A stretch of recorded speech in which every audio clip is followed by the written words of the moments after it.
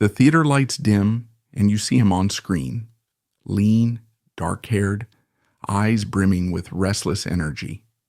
A hush falls as he delivers lines with disarming depth, voice low and rich with tension. In that moment, it's plain he possesses a quality unlike any actor before him, a vulnerability so fierce it sets every nerve in your body humming.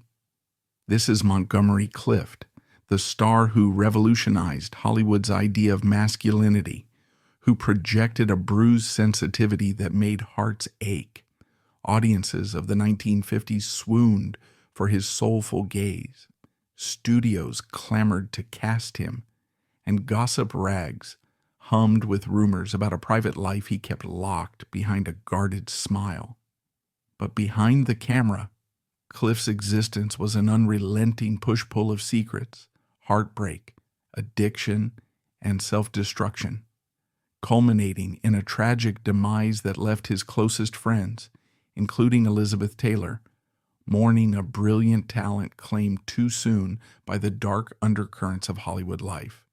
If we rewind to 1949, Montgomery Clift is a rising star at 29, having soared to acclaim in Red River, 1948, and The Search, 1948, the latter netting him his first Oscar nomination. He's not yet the iconic figure he'll become, but the industry already hails him as the new kind of leading man, sensitive, introspective, and rebellious compared to the easy swagger of Gable or Grant. Still, within the polished machinery of the studio system, he's a puzzle. He avoids typical star rungs, sidesteps glam parties, and is rumored to prefer the quiet corners of bars or bohemian gatherings. Then one summer night near Times Square, the police pick him up for allegedly soliciting a male companion, a serious crime in an era when homosexuality can be career suicide. Clift's employer at the time, the powerful MCA, steps in quietly, greasing the right palms. The charge vanishes, never making headlines, at least not widely, but a swirl of hush-hush speculation seeps through Tinseltown. Why hush the charge if he's not guilty? Soon rumors tangle his name with other closeted stars, from Roddy McDowall to Marlon Brando. A double-edged sword emerges. Hollywood's new darling might be gay, but the system and the tabloids maintain an uneasy truce. He remains Monty the brooding heartthrob, not Monty the law-breaking deviant. For now, in public he exudes a refined aloofness, content to let the press call him the reluctant star. One person sees through that protective shell more deeply than anyone else: Elizabeth Taylor. They meet while filming A Place in the Sun, 1951. He's 31, she's barely 19, but from the first day on set, a mysterious bond forms. She's a luminous child woman with mesmerizing violet eyes.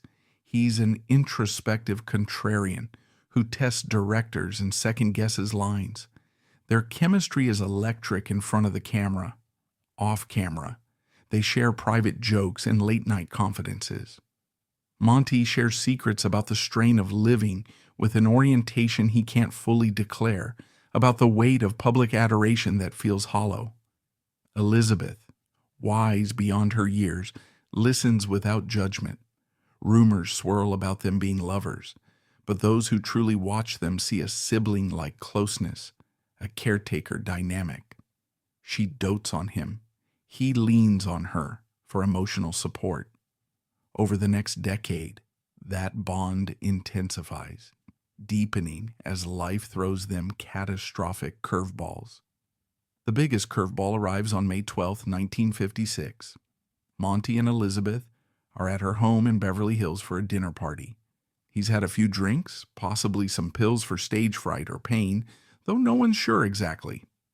Around midnight, he bids farewell, climbs into his car, a black convertible, some say, and heads down the winding drive. Moments later, a guest sees headlights vanish behind a corner, then a violent crash. Monty has smashed into a telephone pole. Elizabeth rushes outside, still in her evening gown, panic in her eyes. She finds him slumped over the steering wheel, mouth flooding with broken teeth and blood. Desperate, she pries his jaw open, dragging out the debris so he can breathe.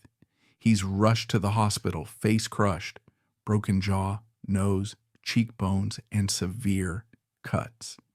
This event hits the industry like a bomb. Here's the man known for an almost ethereal male beauty suddenly battered, requiring multiple reconstructive surgeries that can't fully restore him. Monty's face is never the same. His speech gets slurred, half his mouth droops, and the once flawless bone structure looks patched together. When Raintree County, 1957, hits theaters, the stark difference in his features from scene to scene, some shot before the accident, some after, jolts the public. The fan magazines talk of the beloved star's shattered face. Many worry if he can still do the subtle, emotive acting he's known for. He tries to soldier on. Elizabeth is in his corner, nurturing him. But the emotional toll is catastrophic. The physical agony spawns a new dependence on painkillers and booze that erodes him from the inside. Through the late 1950s, Monty attempts a comeback, if that's the right word. He's still respected. Look at his roles in The Young Lions, 1958, or Suddenly Last Summer, 1959. But behind the scenes, the meltdown intensifies. To quell the unending nerve pain from his facial fractures, he's prescribed codeine, Demerol, barbiturates, whatever doctors can muster. Combined with the whiskey he downs to calm his anxieties, this forms a lethal cocktail. Sometimes on set, he's borderline incoherent. Directors scramble to salvage performances from an actor who might deliver brilliance one take and a slurred mess the next. Judgment at Nuremberg, 1961, exemplifies this duality. Monty's cameo is short, but emotionally raw. He shows up shaky, stammering, incoherent in some takes, yet that trembling vulnerability suits the tragic character, leaving a breathtaking impression. The performance nets him an Oscar nomination, ironically his fourth. But the press also runs headlines about Hollywood's junkie prince, a macabre turn for the once sophisticated charmer. This addiction metastasizes. In 1961, on The Misfits, he stumbles through lines, battles crippling hangovers or pill come-downs. Marilyn Monroe, similarly spiraling, quips that Monty's the only person in the world worse off than me. The film is overshadowed by the personal wreckage both lead actors bring. Then Freud, 1962, sees him clash violently with director John Huston. He's late, unprepared, sedated, or drunk. Scenes take endless retakes. Studio executives at Universal see the budget balloon and want him fired. The tension escalates so much they sue him for $600,000. It's settled out of court, but Clift's name enters the dreaded domain of uninsurable. Word spreads among producers. He's done. We can't trust him on set. Indeed, offers dry up. By the mid-1960s, he's effectively blackballed from major projects. The star, who once commanded top billing in sweeping epics like From Here to Eternity, 1953, is now a risk that no one wants to take on. Imagine how that weighs on Monty. He was once the epitome of a new era of acting, forging method realism ahead of Brando or James Dean, both of whom admired him deeply. Now he's a pariah, wandering around Manhattan with occasional out-of-town stage gigs or cameo possibilities.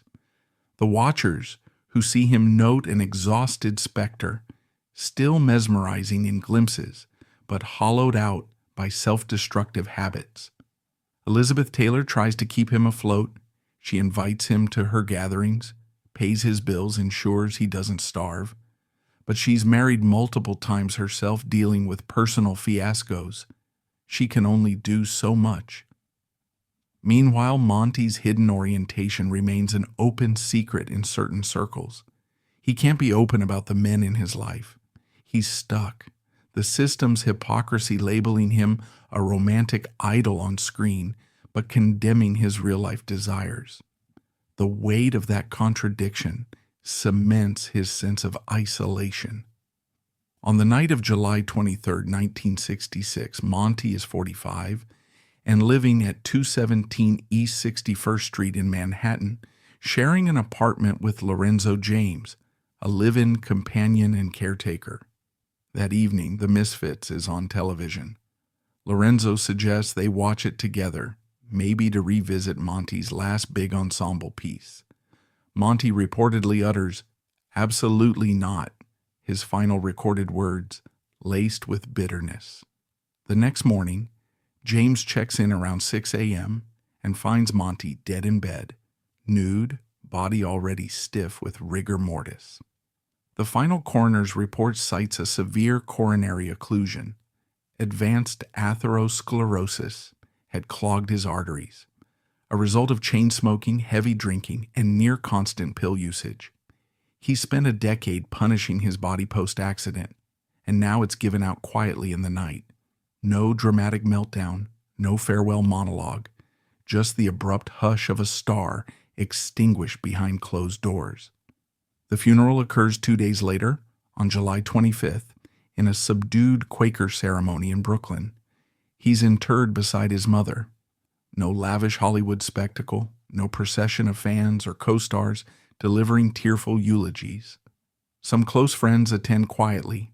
Elizabeth Taylor, filming abroad, can't make it, but issues a heartfelt statement mourning the most honest soul I ever knew. The press coverage is minimal, a stark contrast to the mania that accompanied James Dean's death a decade earlier. Clift's star had already faded, his meltdown overshadowed by fresh scandals in a rapacious entertainment world. For the industry, Monty's demise feels like an inevitable end to a saga that began the night of the car crash, or maybe earlier, in that Times Square hush in 1949, when the pressure to hide overshadowed the pressure to heal. In the final frame, you might picture a single quiet moment from his funeral, the coffin lowered into the Quaker cemetery plot, a small gathering of friends or relatives, no swirl of paparazzi, just the hush of a summer day in 1966. Maybe a breeze rustles the leaves overhead, casting dappled shadows on the mound of fresh earth, a far cry from the glitz he once commanded. But in that hush, you hear an echo, Elizabeth Taylor's voice, subdued in mourning, calling him the most vulnerable man I ever knew, or some friend remarking he gave everything to his craft, but the world gave him too little in return.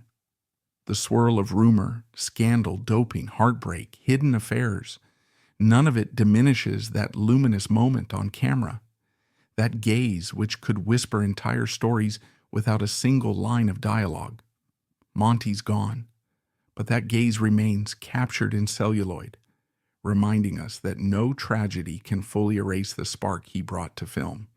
And in that memory, he survives, a testament to the cost of defying Hollywood illusions in pursuit of genuine feeling.